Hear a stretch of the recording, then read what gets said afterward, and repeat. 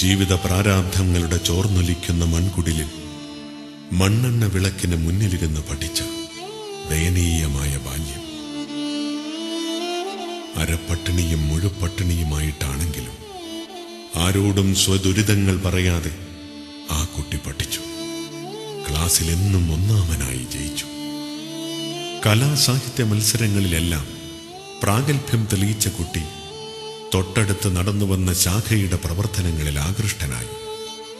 പ്രതിഭാശാലിയായ ആ ബാല സ്വയം സേവകൻ ചുരുങ്ങിയ സമയത്തിനുള്ളിൽ പ്രവർത്തനത്തിലും മുന്നേറി. ഗടനായകനായും ശിക്ഷകനായും മുഖ്യ ശിക്ഷകനായും വളരുമ്പോൾ പ്രായം കൊണ്ട് കൗമാരം വിട്ടിരുന്നില്ല.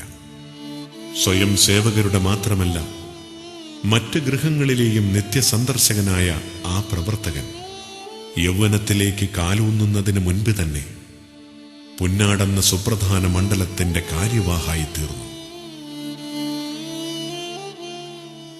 അനിതര സാധാരണമായ പ്രതിഭാവിലാസം കൊണ്ട് അനുഗ്രഹീതനായിരുന്ന തന്റെ ശിഷ്യനെക്കുറിച്ച് അശ്വനിയുടെ അധ്യാപികയായ ശ്രീമതി കമല ടീച്ചർ: ആ ദീപത്തിൽ നിന്നും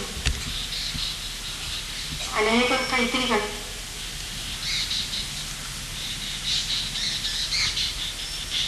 പല സ്ഥലത്തുമായി കൊടുത്തു.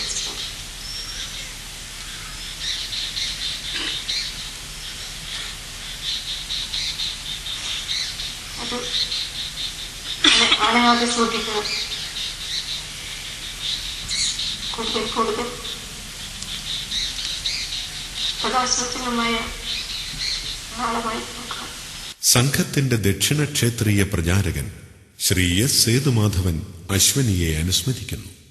പറയുന്ന കാര്യങ്ങളെല്ലാം തൻ്റെ ശാഖ വ്യവസായ ശാഖ മാത്രമല്ല, പ്രഭാവി ശാഖയാക്കണം എന്നുള്ള നിലയ്ക്ക് ആ ഗ്രാമത്തിലെ സ്വാധീനം വർദ്ധിപ്പിക്കാനുള്ള നിരവധി പ്രവർത്തനങ്ങളിൽ പുന്നാട് ശാഖയിലെ സ്വയം സേവകർക്ക് പ്രേരണ കൊടുക്കാനും അവരുടെ കൂടെ പ്രവർത്തിക്കാനും അശ്വിനികുമാർ തയ്യാറായിരുന്നു.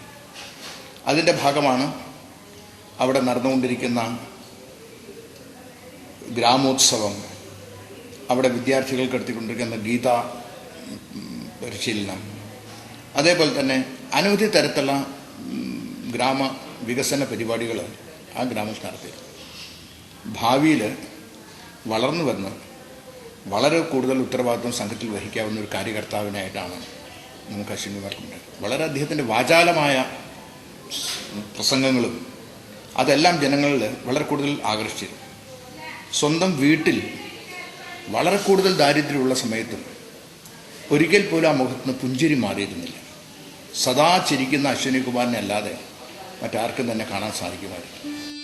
അച്ഛന്റെയും അമ്മയുടെയും ഗുരുവിന്റെയുമെല്ലാം അപ്പുറമൊരു സ്ഥാനമുണ്ടെങ്കിൽ അവിടെ പ്രതിഷ്ഠിച്ചാദരിച്ച തങ്ങളുടെ എല്ലാമായ അശ്വനിയേട്ടന്റെ വേർപാട് തളർത്തിയ വിദ്യാലയ പരിസരം. ഞാൻ ക്ലാസ്സിൽ ശ്രദ്ധിക്കുന്നതായിരുന്നു. മാഷ് എന്നെ വഴക്കു പറഞ്ഞിട്ടുണ്ട്. അത് കഴിഞ്ഞ് മാഷിന് മനസ്സിലായി വീട്ടിലെ ചെറിയൊരു പ്രശ്നമാണെന്ന് മനസ്സിലായപ്പോൾ മാഷ് വിളിച്ച് മാറ്റി നിർത്തി ചോദിച്ചിട്ടുണ്ട്. അപ്പോൾ മാഷ് പറഞ്ഞൊരു കാര്യം, നിനക്ക് ആങ്ങളയില്ലെങ്കിൽ എന്താ പറയണ്ടേ, എല്ലാ കാലവും ഒരു ആങ്ങളയായിട്ട് കൂടെ ഉണ്ടാവും. അതുകൊണ്ട് മാഷിനെ ഒരു ഗുരു എന്നതിലൊരു ഏട്ടൻ എന്ന നിലയിലാണ് ഞാൻ മാഷിനെ കണ്ടിരുന്നത്. എന്നോടൊരു 40 മാർക്ക് പഠിക്കാൻ പറഞ്ഞു. എനിക്ക് പറ്റിയില്ല, കുറച്ച് മാർക്ക് കുറഞ്ഞു പോയി. മാഷ് അന്നേരം വല്ലാണ്ട് പറഞ്ഞ് ലാസ്റ്റ് ഞാൻ കുറേ കരഞ്ഞു. മാഷ് കുറേ വല്ലാണ്ട് പറയുകയും ചെയ്ത്. അത് കഴിഞ്ഞിട്ട് ഞാനിങ്ങനെ കരഞ്ഞുകൊടുക്കും. മാഷ് എന്നെ സമാധാനിപ്പിച്ച്. മാഷ്ക്ക് ഒരു വല്ലാത്ത വിഷമമായി പോയി ഞാൻ കരഞ്ഞു കണ്ടിട്ട്. അങ്ങനെ എനിക്ക് ശരിക്കും മാഷ് ഇപ്പം ഇങ്ങനെ സംഭവിച്ച് നമുക്ക് താങ്ങാനായിട്ടില്ല. വല്ലാത്തൊരു വിഷമമായിപ്പോയി.